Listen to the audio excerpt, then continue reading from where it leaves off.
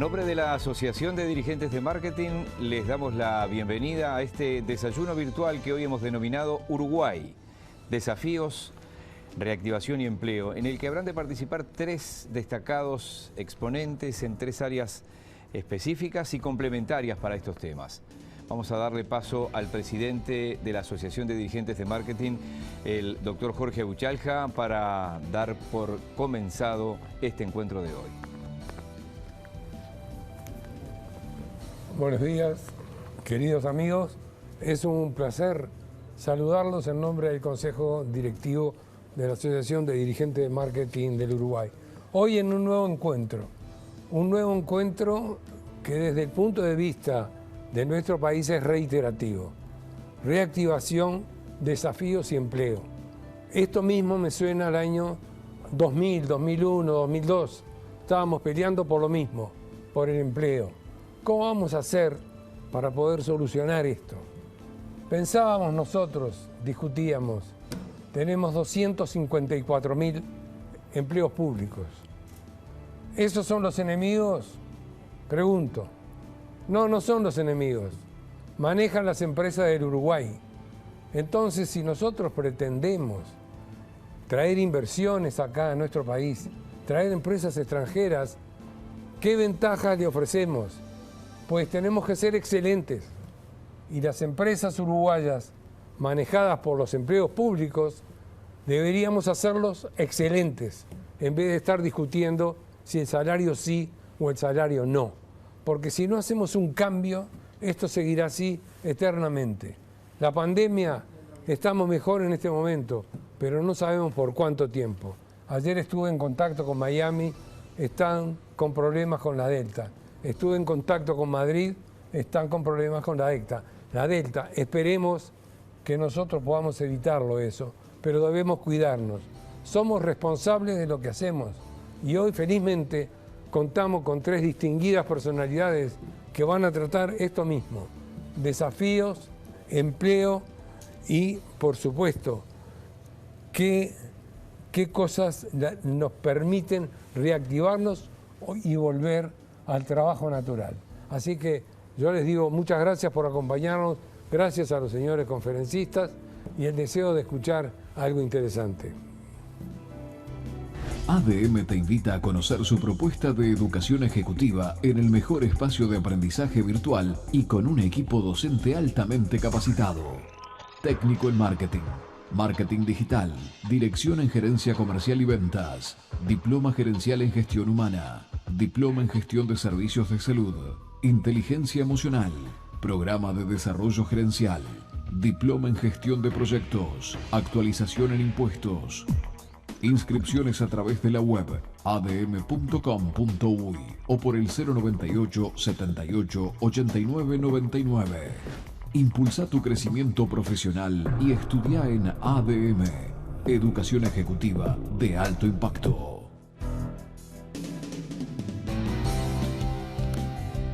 Nos van a acompañar hoy el ministro de Trabajo y Seguridad Social, el doctor Pablo Mieres. Ha sido senador de la República, investigador en ciencias sociales, docente universitario en grado y posgrado, director de la licenciatura de Ciencias Sociales de la Universidad Católica del Uruguay, decano de la Facultad de Ciencias Sociales y Comunicación de la Universidad Católica del Uruguay.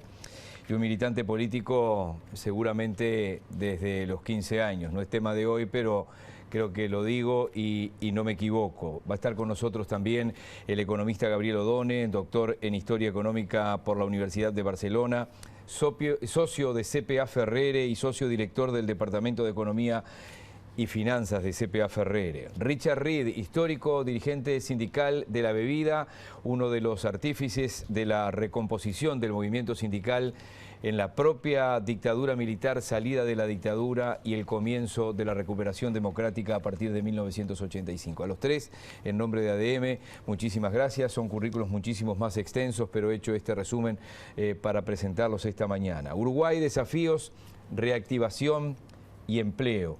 Y vamos a arrancar con el economista Gabriel Odone para escuchar la opinión de los tres. En primer lugar, ¿en dónde está parado, cómo enfrenta este Uruguay de hoy con pandemia todavía, estos desafíos de la reactivación y el empleo? Bueno, la economía uruguaya está transitando por una fase de recuperación, digamos, firme, pero con todavía riesgos en el horizonte. La economía seguramente este año va a crecer en torno al 2,5%, entre 2 y 2,5%, que contrasta con la caída del año anterior, donde la economía se contrajo 5,9%, con lo cual cuando terminemos 2021 todavía nuestro nivel de actividad va a estar levemente por debajo del nivel de actividad que teníamos en 2019. Por otro lado, la recuperación que está teniendo lugar es todavía muy heterogénea. Hay sectores donde firmemente está ocurriendo, típicamente los sectores exportadores, agroindustriales y el sector de la construcción, fuertemente impulsado por la actividad de la planta la construcción de la planta de celulosa UPM, pero otros sectores mucho más comprometidos, sobre todo los sectores vinculados al mercado interno, los sectores que tienen que ver con el esparcimiento, el comercio y las actividades ligadas al turismo. Y eso se traduce en problemas de empleo, porque el país, estos sectores que son los que todavía no arrojan señales totalmente claras de recuperación, son muy intensos en mano de obra. Y esa es la razón por la que todavía tenemos 35.000 personas menos ocupadas de las que teníamos en febrero del año pasado, y por la cual todavía tenemos aproximadamente unas 70.000 personas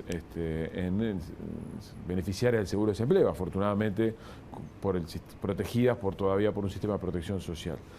Por lo tanto, Uruguay tiene por delante una enorme cantidad de desafíos, todos los desafíos que traía por delante la economía uruguaya previo a la pandemia, que estaban allí, que tenían que ver con la sostenibilidad fiscal, que tenían que ver con la recomposición de la competitividad, que tenían que ver con problemas de un crecimiento bajo que había tenido lugar en el quinquenio anterior y que tenían que ver con insuficiente nivel de inversión, a lo cual se agrega el shock recibido a partir de febrero. Y por lo tanto, lo que el gobierno está haciendo en este momento es teniendo que arbitrar una serie de objetivos, algunos de los cuales no necesariamente son fáciles de gestionar porque entran en contradicción. Esto es recuperar al mismo tiempo credibilidad fiscal, al mismo tiempo desinflacionar la economía, mejorar la competitividad y cumplir con el compromiso de que los salarios no caigan.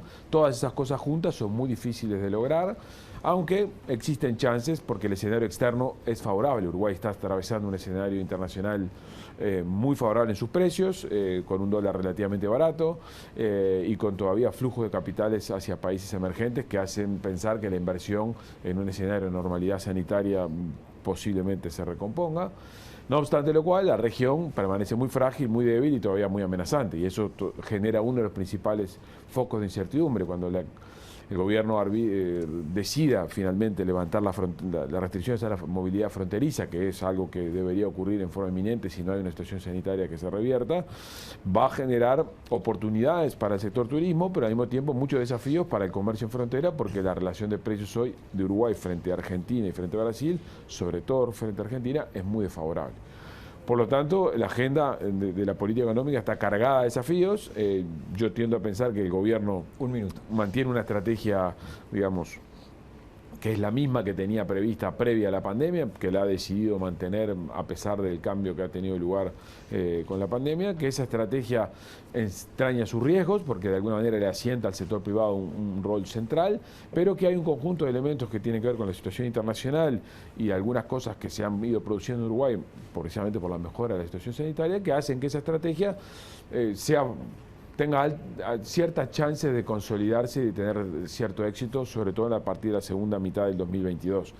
De todas maneras, no estamos exentos de riesgo y yo creo que el talón de Aquiles más importante de este camino es la persistencia de un elevado desempleo, por los fenómenos sociales que esto genera y por la tensión que esto provoca en las personas que están fuera del mercado laboral. Y yo creo que ahí está el foco y por eso que este tema que nos ha convocado hoy me parece bien relevante.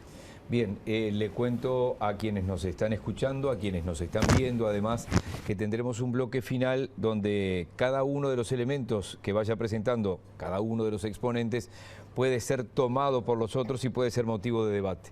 Vamos a sumar a Richard Reed para que nos diga él en su alocución inicial cómo enfrenta este Uruguay del 2021, dónde está parado frente a este título de hoy, estos desafíos y reactivación y empleo. ADM nos convoca con un tema que sin duda es de conversación casi diaria en la mayoría de los hogares. El empleo y la reactivación, sin duda que debe ser preocupación de todos los días. Estamos asistiendo a un mundo cambiante y vertiginoso, donde si bien el tema desempleo viene desde hace más de 5 años acrecentándose a nivel mundial, y algunos números daban que en 10 años el 40% de los empleos conocidos iban a desaparecer, la pandemia acelera todo ese proceso y hoy estudios de institutos norteamericanos hablan de que ya se perdió el 26% de esos empleos. Empleos que fueron sustituidos por la tecnología, por aplicaciones, todo el trabajo repetitivo se desplazó a los medios canalizados por la Internet. Por lo tanto, el mundo del empleo no solamente está cambiando, sino que se está generando nuevas instancias de empleo donde aparece, por ejemplo, con mucha fuerza el teletrabajo. Entonces, por lo tanto, las relaciones laborales y el trabajo va camino a una nueva forma, un nuevo modelo que habrá que estudiarlo en profundidad.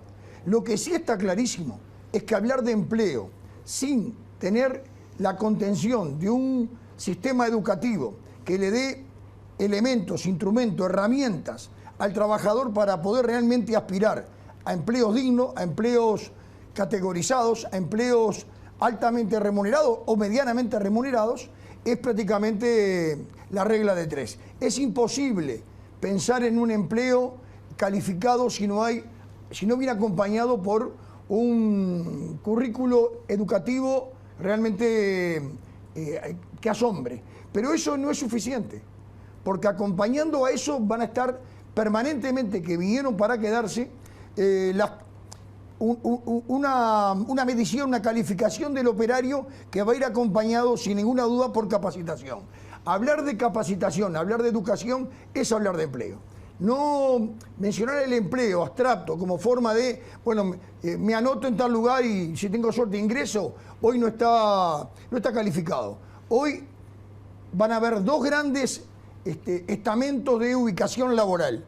El empleo genuino, el empleo remunerado, el empleo calificado, el empleo que va a exigir mejoras en la calidad educativa de quien preste el servicio, y luego va a haber una legión de trabajadores, de gente que va a estar a la orden, part-time o de zafra o trabajos de alternancia, que realmente habrá que estudiarlo, habrá que verlo, porque a mí me da la sensación de que no va a haber empleos para todos. Hablemos del Uruguay. El Uruguay tiene que establecer, y los gobiernos que antecedieron, y aún está en veremos, establecer cuál es la matriz productiva de Uruguay. ¿Hacia dónde va el Uruguay productivo? Yo he escuchado hablar a compañeros míos y a gente hablar de reactivación de la industria. Yo pensar en el Uruguay de la chimenea realmente no me da el tiempo. Me gustaría pensar en el Uruguay de la investigación, el Uruguay del software, el Uruguay del turismo. Y hablar de turismo habla de capacitación del personal que afecta al turismo, desde hotelería, restaurantes, no manejar los idiomas hoy en forma mayoritaria del personal que está vinculado al turismo es dejar un changüí al resto de la región. 30 segundos. Por lo tanto, educación, empleo, capacitación deben de ser, no verlos como un gasto, sino como una inversión para poder proyectar el Uruguay de salida al futuro 2021. Gracias, Richard. Es obvio que el ministro Pablo Mieres, que va a hacer uso de la palabra, es el ministro, es un representante del gobierno, pero además integra una coalición política de gobierno, o sea que descarto que vamos a escuchar obviamente institucionalmente al ministro, pero también a Pablo Mieres. Cómo no, un gusto, gracias Miguel, gracias a los compañeros de panel y a ADM por la invitación, y además dirigente del Partido Independiente. Sin duda que el problema del empleo era un problema incluso preexistente a la pandemia. Cuando nosotros teníamos que comenzar con la gestión, dijimos el principal problema es el empleo y había datos que rompían los ojos, un nivel de desocupación que crecía fuertemente, por otro lado un nivel de trabajadores en seguro de paro elevado, alrededor de 46.000 y pico promedio durante el 2019, el año previo a la pandemia, y un nivel de desocupación de 2 dígitos. El dato de febrero del 20 era 10,5. Por lo tanto, sobre eso tuvimos la grave afección que significó la pandemia y que todavía significa el final de este periodo de emergencia sanitaria, lo que agravó el problema y obligó a que tuviéramos una estrategia básicamente de contención. Es decir, el primer reflejo fue cómo sostenemos a los puestos de trabajo, cómo apoyamos con subsidios y en ese sentido seguro de paro parcial, etcétera, etcétera. Venimos viendo una recuperación, pero estamos todavía por debajo del primer escalón. Digo el primer escalón porque el objetivo no es volver a los datos prepandemia. El objetivo debe ser ir mucho más allá de eso, porque, como recién decía, la situación prepandemia no era buena, era mala, y hoy, cuando uno mira las encuestas, la gente valora como el principal problema el problema del empleo, o sea que tenemos una situación grave. Estamos en esta etapa en donde tenemos que medir el timing de la transición de los tiempos de emergencia sanitaria a una situación más normal, de mayor apertura, de mayor reactivación. Y eso hay que hacerlo con mucho cuidado, porque si uno saca demasiado rápido los respaldos, los sostenes, puede generar costos sociales adicionales. Entonces hay que ir acompasando la continuidad de las prórrogas de los seguros de paro totales, la continuidad del seguro de paro parcial con los procesos de reactivación, que además no son parejos, como decía bien Gabriel, son muy dispares, y que además yo tiendo a tener una opinión optimista en cuanto a que dos sectores que son, como se decía, masivos en contratación de mano de obra, como son el turismo y todos los eventos, espectáculos, etcétera, todavía están en proceso de comienzo de la reactivación. Entonces,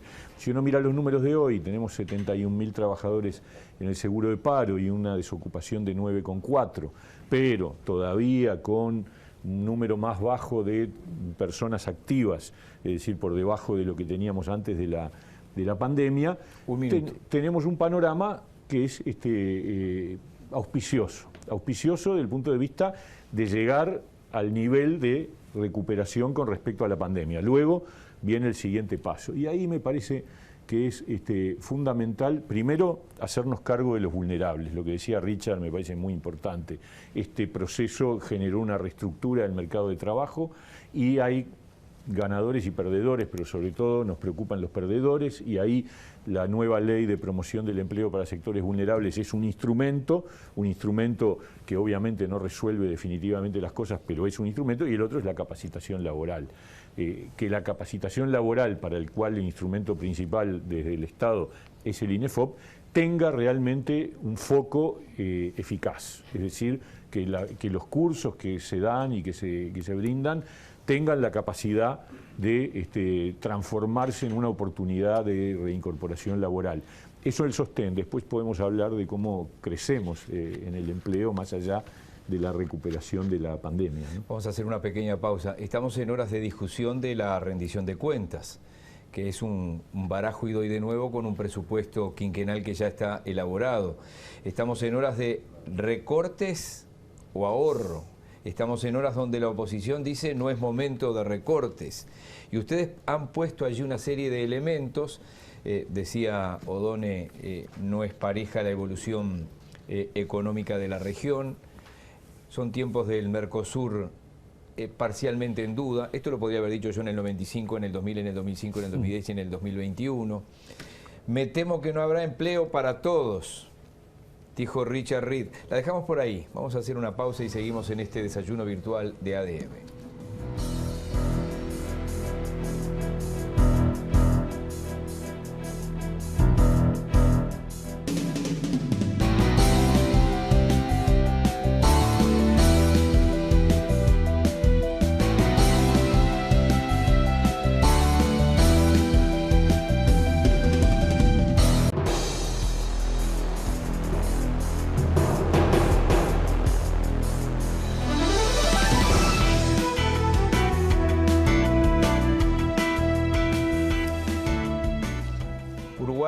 Desafíos, reactivación y empleo, el tema que presenta hoy la Asociación de Dirigentes de Marketing para este desayuno virtual.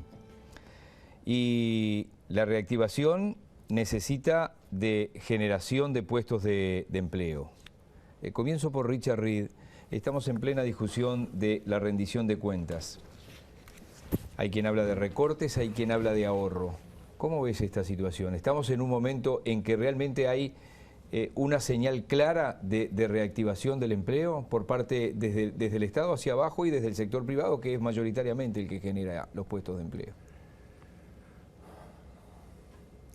El haber tocado un fondo, que no estoy diciendo que el fondo que se tocó es el final, puede haber más profundidad que el fondo que tocamos, pero al haber tocado un fondo, cualquier indicio de despegue significa expectativa, significa esperanza.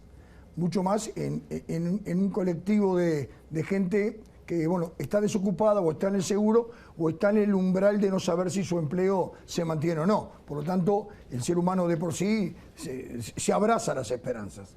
Yo creo que vacunación mediante, hay una realidad hoy social, hay una situación de apertura en lo que significa el comercio, que va a tomar también una reactivación económica que genera una expectativa de aquí, por lo menos a los meses de verano. Eso tiene que estar acompañado por señales claras, desde el gobierno y desde el sector laboral. ¿Por qué? Porque de alguna manera debemos de preservar los puestos que se vayan reubicando nuevamente e ir peleando por aquellos que se están yendo. Entonces, si hay un país que está como está, yo soy lo que creo que en las crisis no se ahorra, se gastan. Porque ahorrar en las crisis lo que significa es que a alguien le duele un poco más de lo que le tenía que haber dolido. Yo me hubiera gustado que el Uruguay invirtió, sí invirtió. Ahora debería haber invertido mucho más. Yo creo que sí. El resto de los países del mundo, pandemia mediante, jugaron con una inversión importante que hizo que sus números fiscales se fueran un poco para arriba. Por lo tanto, es una visión opinable, por supuesto es opinable. Quien tiene la obligación de conducir aplica el modelo que entiende.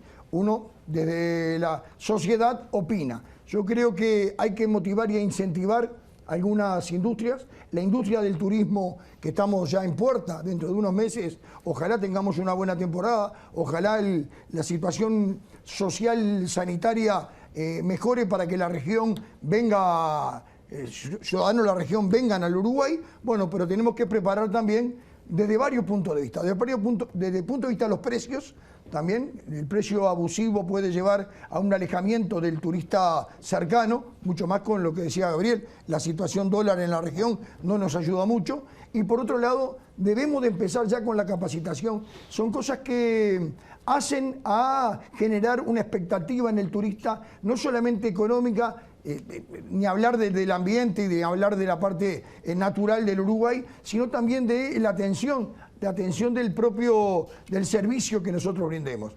Hay que profesionalizar, sin duda que profesionalizar. Resumiendo, creo que se debería de gastar más, yo creo que hay que invertir más. No estoy diciendo que no se invirtió, pero debería de haber un esfuerzo mayor, porque creo que, vuelvo a repetir, en las crisis se gasta, no se ahorra. ¿Se debió invertir más, ministro? A ver, ese es un debate que va a ser interminable. O sea, si fue suficiente o no lo que se invirtió en la situación de crisis, es un debate interminable porque la verdad, parado en los zapatos de cualquier gobernante, siempre uno siente que le gustaría hacer más y que le gustaría gastar más y apoyar más, porque nadie con criterio puede decir estoy definitivamente conforme cuando hay una crisis, pero también arrancamos con un déficit fiscal mucho mayor que muchos otros países del mundo, y esa es una realidad y era también una limitación relevante. Cuando uno mira los números de la afectación del empleo, del aumento de la pobreza que el Uruguay ha sufrido en este tiempo, de caída del Producto Bruto Interno, pero mira el mundo y pasó exactamente lo mismo. Donde hubo más inversión o donde hubo menos inversión, hubo situaciones catastróficas en el mundo, que no es el caso uruguayo. Yo el otro día miraba, España aumentó su pobreza en 2020 2 puntos con 2. Casi exactamente lo mismo que Uruguay. Y es un país desarrollado, con un gobierno socialista. O sea, lo que quiero decir es que nosotros hemos hecho un gran esfuerzo de apoyo. Puede ser mayor, puede haber gente que opine que debió haber sido mayor, puede ser, pero era el que realmente se podía hacer manteniendo ciertos equilibrios que son fundamentales también. Y quiero decir una cosa, porque no se ha discutido suficientemente, me parece a mí. La rendición de cuentas es una señal de dónde está el foco puesto en el gobierno. El gobierno obviamente hace esfuerzos de ahorro, sin ninguna duda, porque tenemos un problema de déficit fiscal, pero eligió tres temas en los que se gasta. 1, asentamientos. 2, primera infancia en situación de pobreza. 3, empleo. Ahí están, yo creo que está definido cuáles son nuestras prioridades. Cuando uno dice en una rendición de cuentas absolutamente restrictiva, los tres focos de gasto son esos, estamos dando una señal clara de dónde están nuestras preocupaciones y nuestras prioridades. Vamos a gastar más en infancia, en primera infancia, que son los gurises más pobres, porque la pobreza en la primera infancia está en el 22%, cuando la pobreza en el conjunto de la sociedad está en el 12%. Vamos a gastar en empleo, en donde focalizado en jóvenes mayores de 45 años, que todos sabemos que cuando pierden el empleo es una tragedia, porque es muy difícil de reincorporarse, personas con discapacidad, y en los 3 casos con énfasis de género a favor de las trabajadoras mujeres. Yo creo que son todas señales que van en la dirección de un gobierno que se preocupa por los problemas de sensibilidad social. La estrategia que tuvimos en el año de pandemia estuvo dirigida, por ejemplo, el seguro de paro parcial fue un instrumento, es todavía un instrumento muy potente para haber mantenido un montón de trabajadores con empleo y trabajando, a mitad de máquina, pero trabajando. El apoyo a los informales, las canastas de alimentos. Uno siempre puede decir, sí, nos gustaría más. De hecho, nosotros del Partido Independiente en su momento planteamos que la canasta fuera más alta. Y se mejoró un poco, pero no todo lo que nosotros pretendíamos. O sea que siempre hay una sensación de insatisfacción. Seríamos insensibles si no dijéramos, bueno, en una situación de crisis siempre se puede, pero hay un límite que está marcado por las oportunidades y los constreñimientos que el país ya tenía, porque nosotros no llegamos al gobierno con una situación saneada, llegamos al gobierno con un déficit fiscal galopante y con una situación de empleo complicada y con un crecimiento de la economía nulo. Entonces, y sobre eso cayó la tormenta perfecta. Entonces también hay que medir en función de eso. Y a pesar de eso, Uruguay hoy tiene guarismos que a nivel internacional sorprenden y mantienen esa imagen de un país distinto, porque además teníamos una gran capacidad instalada de políticas sociales acumuladas preexistentes, porque todo el seguro de paro, yo siempre me quedó grabado cuando estábamos en el principio de la pandemia, que era una catástrofe, había un dato de OIT que decía, la cantidad de trabajadores que tienen seguro de desempleo en América Latina es el 16%. En Uruguay es el 50%. Y cuando saca a Chile y Uruguay, la cantidad de trabajadores que en América Latina tienen seguro de paro es el 6%. O sea, esa ventaja que era ya capacidad instalada y que es construida no por nadie en particular, sino por una acumulación de décadas, porque la asignación familiar es de los años 40, el Consejo de Salario también, el seguro de paro tiene largas décadas de continuidad. Entonces, ahí vos tenés una ventaja, que es que ya tenés eso sosteniendo y de todas maneras el impacto va a ser más amortiguado. Sobre eso, la excepcionalidad, el aporte, el agregado, etcétera. Pero yo creo que el saldo es un saldo claramente favorable y el tiempo lo va a demostrar.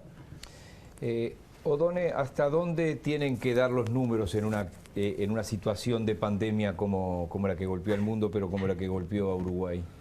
Bueno, efectivamente, como recién señalaba el ministro, la situación que heredó esta administración era una situación fiscal con ciertos niveles de fragilidad. Y por lo tanto lo que se imponía parados en diciembre del 2019 era proceder a una consolidación fiscal que tenía diversos frentes, algunas medidas de largo plazo como es una reforma de la seguridad social y algunas medidas más de corto plazo como era un ajuste fiscal y algunas otras cosas. No obstante lo cual el shock tuvo una envergadura significativa por la cual diversos países del mundo con situaciones fiscales mejores que la de Uruguay e iguales que la de Uruguay procedieron a hacer expansiones fiscales extraordinarias. Por lo tanto, la discusión relevante en Uruguay creo que no es tanto lo que se está haciendo, porque creo que, como señala el ministro, esos 3 focos que la rendición de cuentas está poniendo ponen de manifiesto que el gobierno tiene una preocupación social de atacar el problema, sino en la magnitud del esfuerzo. Y la magnitud del esfuerzo es un tema opinable. Yo soy de los que pienso de que había que hacer un esfuerzo adicional en términos fiscales, sobre todo en materia de infraestructura, para pegarle al empleo en el corto plazo. Pero es un tema opinable.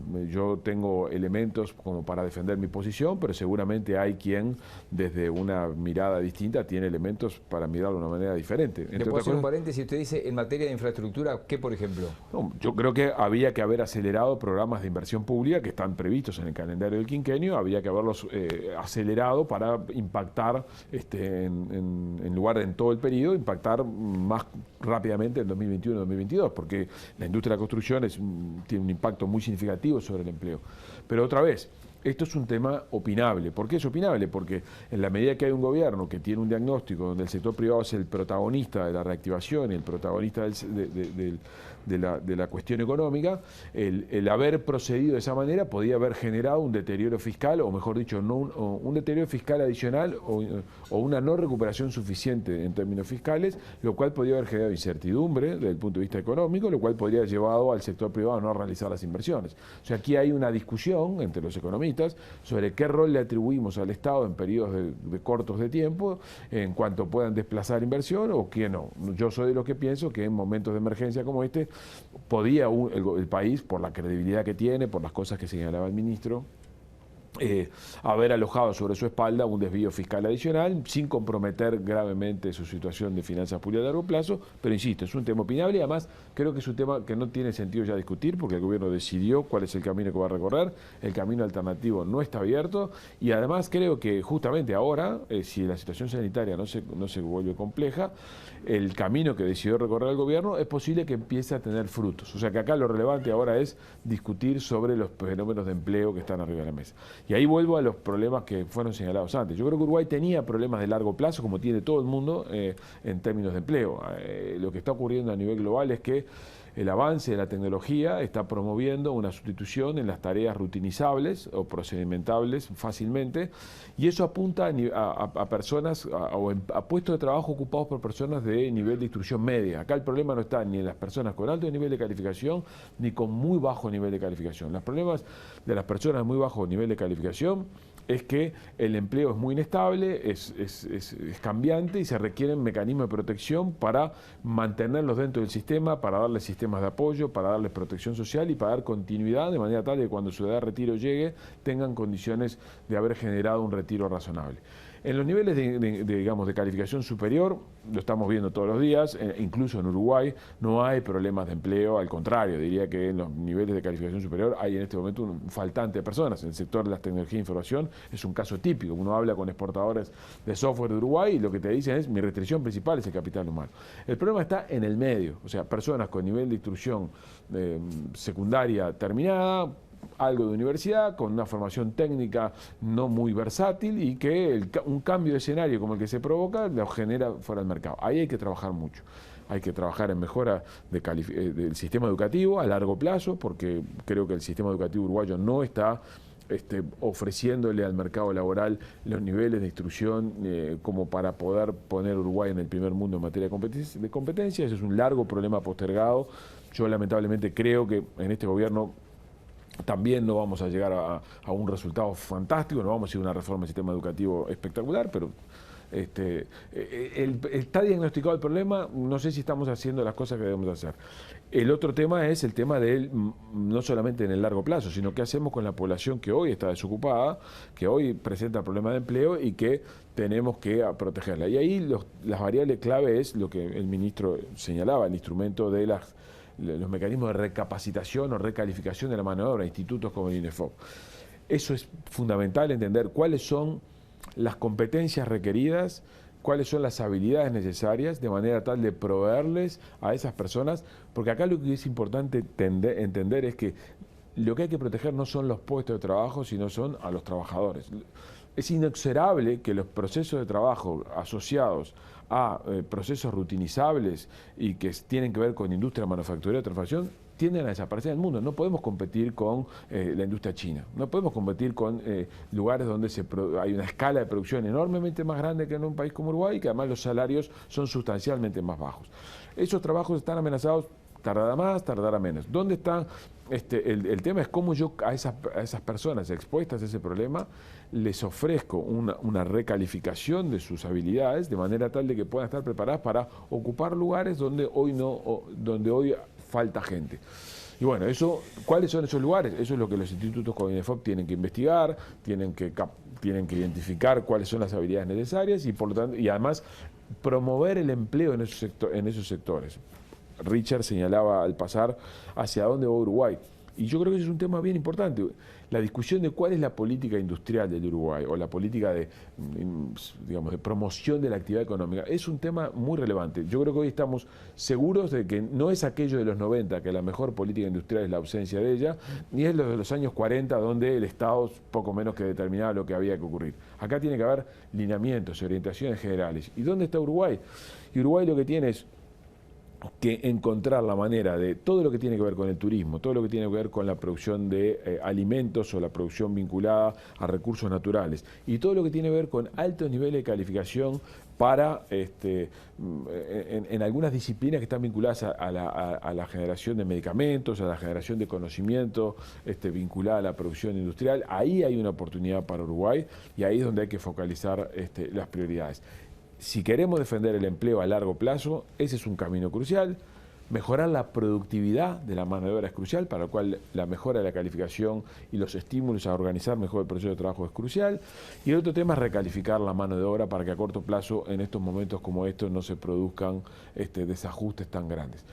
Por supuesto, y termino solamente esto, por supuesto, lo muy relevante es la protección a la población vulnerable, ¿no? En Uruguay, la población vulnerable son los niños. En Uruguay, por cada adulto mayor pobre, hay más de 8 niños pobres o casi 9 niños pobres, y por lo tanto, proteger a esa población, dándole educación, dándole contención y ayudando a las familias que están a cargo de ellos, se vuelve un tema crucial en el mediano y largo plazo para hacer que esta sociedad, que tiene esos valores de cohesión, de convivencia y de buena contención social que el ministro señalaba, se consolida a largo plazo, porque eso es lo que nos hace distintos en la región, y mírenlo así. Cuando esta pandemia pase, Uruguay va a haber salido bien fortalecido. Y el mérito de eso es de todos los uruguayos. Este país tenía un conjunto de redes tejidas para enfrentar una situación de este tipo. Y eso nos hace distintos en la región, incluso distintos que Chile. Incluso distintos que Chile. Y eso es un tema que Uruguay va a poder venderle al mundo.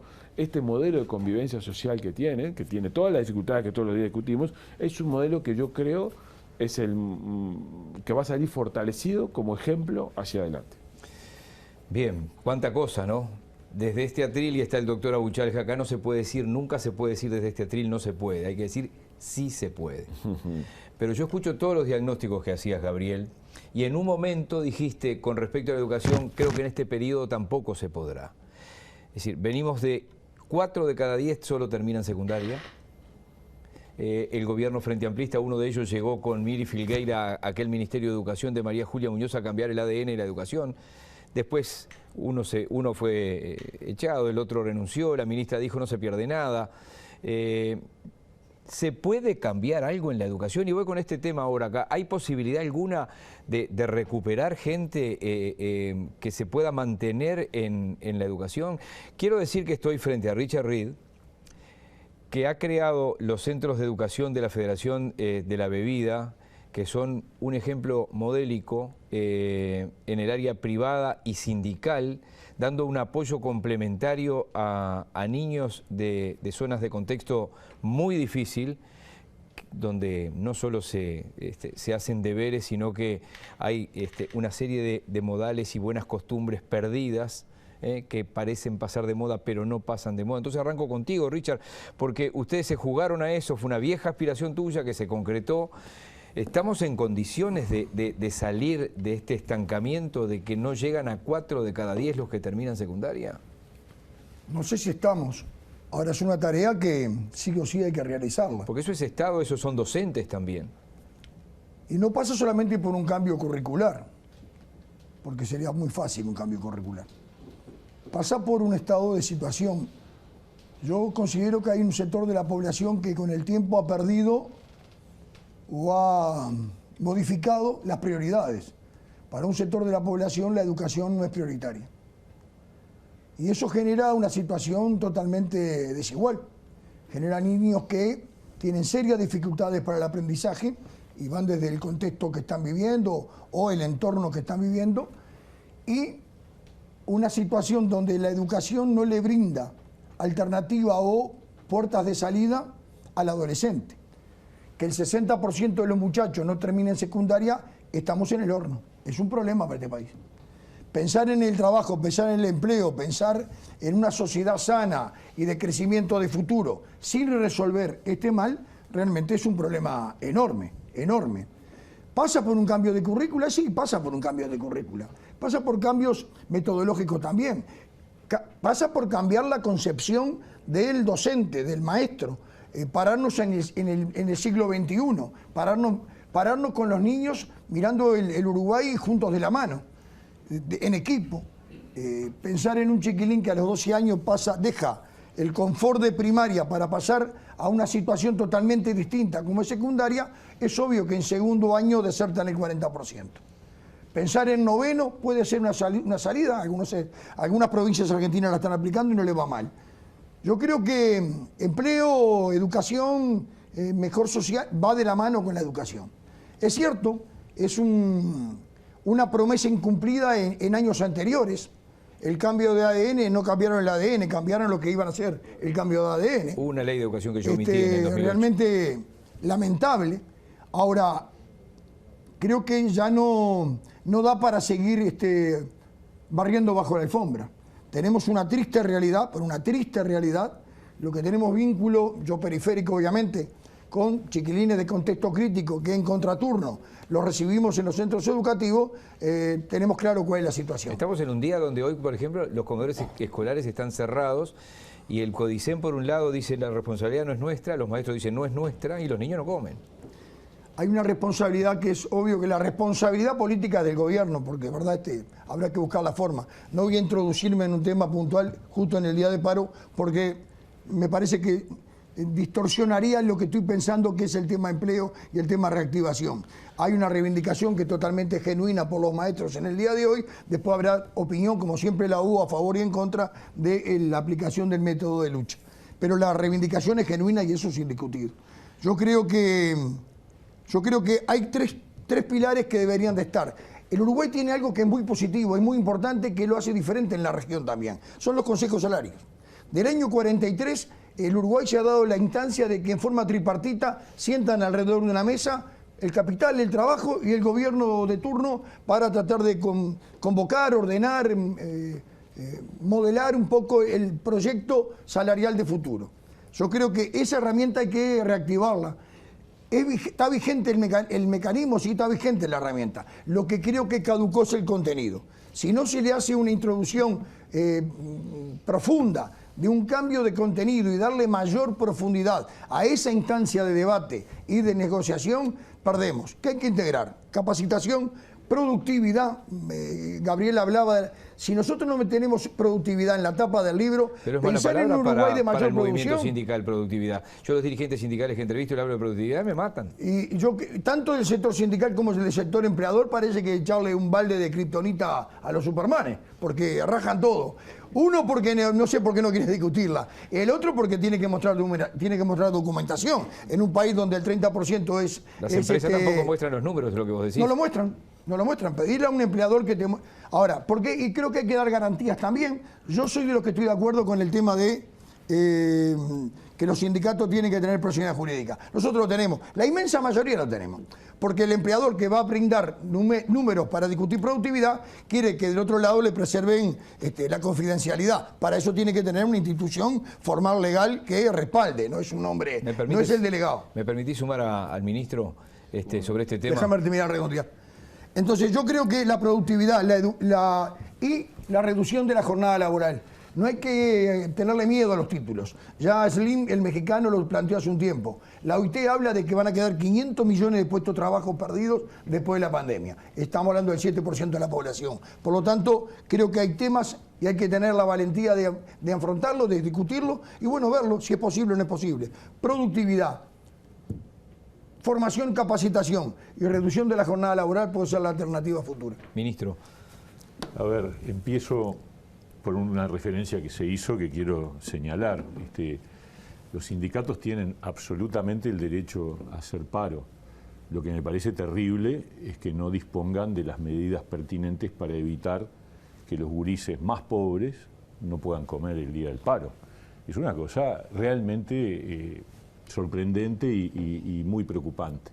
Que no se hayan hecho cargo en el día de hoy de hacer funcionar los comedores es algo que la verdad que no entendemos. No entendemos, de ningún sindicato lo podríamos entender. Me parece que ahí hay un error grave, muy grave. En segundo lugar, la reforma educativa es el gran desafío, es uno de los principales desafíos del país de hace 2 décadas por lo menos.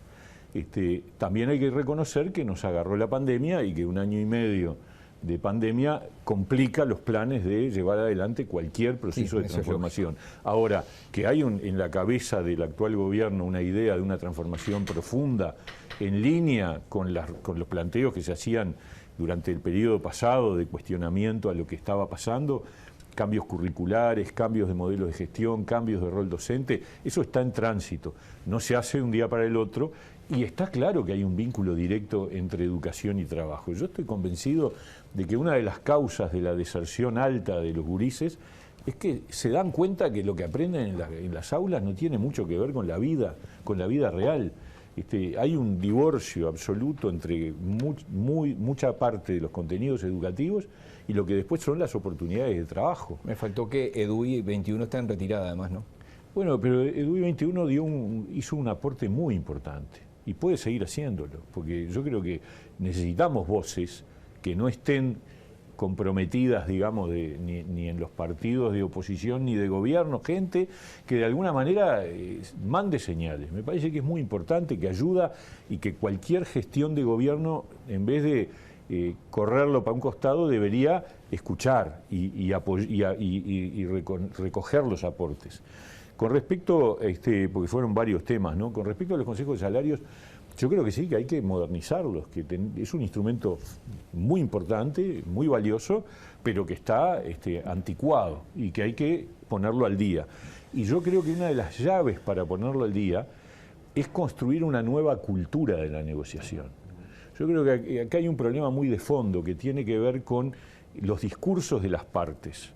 Y hablo de las dos partes, hablo sobre todo cuando uno escucha algunos discursos de algunos dirigentes sindicales, no de todos, pero de muchos, que leen la negociación como un juego de suma cero, de todo o nada. Yo avanzo y entonces implica que tú vas a retroceder. ¿Y del lado empresarial no hay algunos también igual? Y del lado empresarial hay quienes ven al trabajador no como un colaborador, alguien del que dependen para que la situación avance, para que la empresa sea mejor, sino como un costo, como un problema, como un riesgo, y eso también afecta al empleo. Entonces, a mí me parece que esta lógica, donde hay que construir la idea de ganar-ganar, que en definitiva un trabajador necesita de que el emprendimiento le vaya bien, y entonces es un socio en las buenas y en las malas, y eso también forma parte de la negociación. Yo creo que eso hay que construirlo de manera muy, muy potente, porque es la clave de una transformación del Consejo de Salarios, donde además el tema de la productividad es un tema central, que me quedé sin tiempo, pero sí, porque nos quedan 3-4 minutos y quiero muy relevante. Que Gabriel Odone se meta en lo que ellos estaban diciendo. Hay muchas preguntas, te cuento, Gabriel, de la gente. Uno pregunta cómo van a reaccionar el resto de las calificadoras internacionales. Hay una que ya dio un visto bueno, pero a la luz de... Pero no sé si querés en 30 segundos. Bueno, y después... voy al final, voy a eso. Déjeme decir 2 cosas de las que estaban señalando. Nos quedan 3 minutos. Primer elemento que me parece importante, en términos de los retornos por la inversión en educación. Usted señalaba, Richard, hay cada vez menos gente que se preocupa por la educación en ciertos segmentos de ingresos bajos, correcto. Pero eso es racional. El retorno que puede tener esa persona por pasarse 5 años en el sistema educativo, en términos económicos, esto es el diferencial salarial que va a tener con no hacerlo, el premio es muy escaso hoy en día. Porque para poder que la educación me dé un premio efectivo, tengo que pasar muchos años en el sistema y que el sistema no me expulse y que yo logre permanecer en él. Si en cambio hago lo que toda la vida hice, que fue completar secundaria, el mercado laboral me va a poner en un segmento no muy distinto al que voy a quedar si no estudio. Y sobre todo si le pongo a los eventos delictivos como un mecanismo de competencia. Entonces, eso es un tema sobre el que hay que trabajar mucho. Hay que trabajar mucho en cuáles son las salidas de los muchachos para poder efectivamente insertarse en el mercado laboral en condiciones muy atractivas. Ese es un tema sobre el que hay que trabajar mucho. Segundo, productividad. Es clave avanzar en los temas de productividad. Eso supone aceptar que la productividad es un indicador clave para determinar salarios, pero aceptar que para discutir productividad se debe tener información arriba de la mesa. Lo tiene que comprender el sector público, que está sentado sobre una montaña de información muy relevante, el BPS es el primero, que lo va a hacer ahora en este periodo, afortunadamente, pero como señalaba Richard, las empresas. Las empresas tienen que ayudar a construir un esquema de convivencia y de relación laboral que supone que la información, bajo ciertos mecanismos de protección y con todas las precauciones y con todos los, digamos, las vigilancias del derecho de propiedad que están asociadas a las ventajas de información, tienen que compartir para discutir temas salariales. Y ahí el gobierno tiene, o el Ministerio de Trabajo tiene un rol fundamental y me consta que está en eso. Un minuto. Y respecto a lo que señalabas, haciendo este popurrí final, de las calificadoras de riesgo, nosotros ya pasamos la revisión este año de todas las calificadoras de riesgo, la revisión que tiene lugar en el otoño, invierno, y todas mantuvieron la calificación del grado inversor para Uruguay. Se nos viene la revisión ahora en la segunda mitad del año, donde tenemos en todas ellas ningún problema, excepto en una donde estamos en el borderline, que es la calificadora Fitch, pero que yo tengo la impresión de que si no hay ningún evento sanitario grave y con lo que el gobierno va a lograr explicar en octubre, noviembre, vamos a llegar hasta el próximo otoño con el mantenimiento del grado inversor en el escenario internacional que yo me manejo. Yo creo que ese no es el problema central en este momento para el gobierno, aunque debe estar cuidadoso de que la situación fiscal se mantenga bajo control. Una pregunta de 20 segundos, de una respuesta de 20 segundos para cada uno. Richard, ¿teletrabajo 100% o teletrabajo como una herramienta mixta? Yo apostaría a la presencialidad, pero creo que el teletrabajo vino para quedarse. Lo que hay que es mejorar la legislación que se votó los otros días. Es una legislación muy flaca, muy pobre y que realmente deja muchos ganchos y menudo problema tendrá el Ministerio de Trabajo para reglamentarla. Creo Ministro, que vino para quedarse. Sin ninguna duda, es una de las tendencias mundiales. La tecnología indica que va a aumentar el teletrabajo en su modalidad completa o híbrida, o sea, mitad y mitad. La ley es muy buena, ahí tenemos una diferencia con Richard, pero hay que reglamentarla porque tiene ciertamente un montón de desafíos que estamos trabajando. Odoné. Yo creo que el teletrabajo es un evento imposible de desconocer y que va a consolidarse y que por lo tanto hay que mejorar el marco normativo, hay que mejorar las relaciones laborales en relación a esto, porque este es un evento del cual estaba en proceso de gestación y la pandemia lo único que hizo fue acelerarlo de manera llamativa. Y eso hay un gran desafío para el mundo laboral en este sentido. En nombre de ADM les agradezco particularmente. Yo he escrito acá una serie de titulares que serían cada uno un programa en sí mismo. Voy a convocar al presidente de la Asociación de Dirigentes de Marketing para el cierre de este nuevo desayuno virtual. ADM te invita a conocer su propuesta de educación ejecutiva en el mejor espacio de aprendizaje virtual y con un equipo docente altamente capacitado. Técnico en marketing, marketing digital, dirección en gerencia comercial y ventas, diploma gerencial en gestión humana, diploma en gestión de servicios de salud, inteligencia emocional, programa de desarrollo gerencial, diploma en gestión de proyectos, actualización en impuestos. Inscripciones a través de la web adm.com.uy o por el 098 78 89 99. Impulsa tu crecimiento profesional y estudia en ADM, Educación Ejecutiva de Alto Impacto.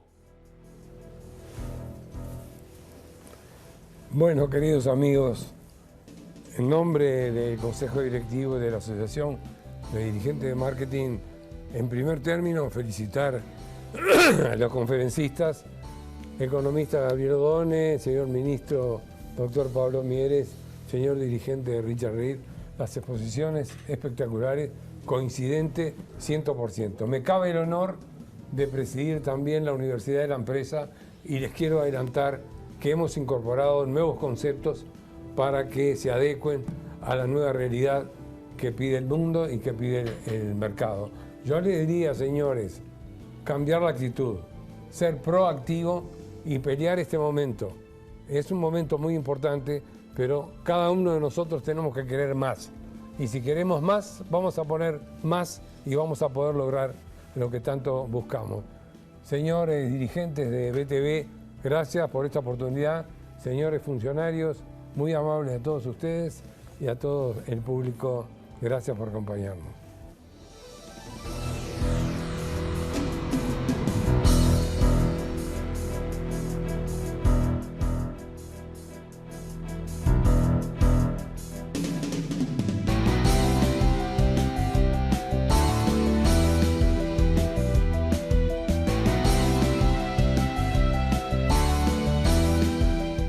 Hay cosas del Automóvil Club que te conviene saber. Por ejemplo, que podés hacer el mejor service completo sin costo de mano de obra. Además, que tenés cubiertas todas las reparaciones correctivas y preventivas para tu vehículo. También te conviene saber que conseguimos el mejor seguro para tu auto al mejor precio. Asociate llamando al 1707 y los primeros 4 meses pagás el 50%. Automóvil Club del Uruguay. Te conviene.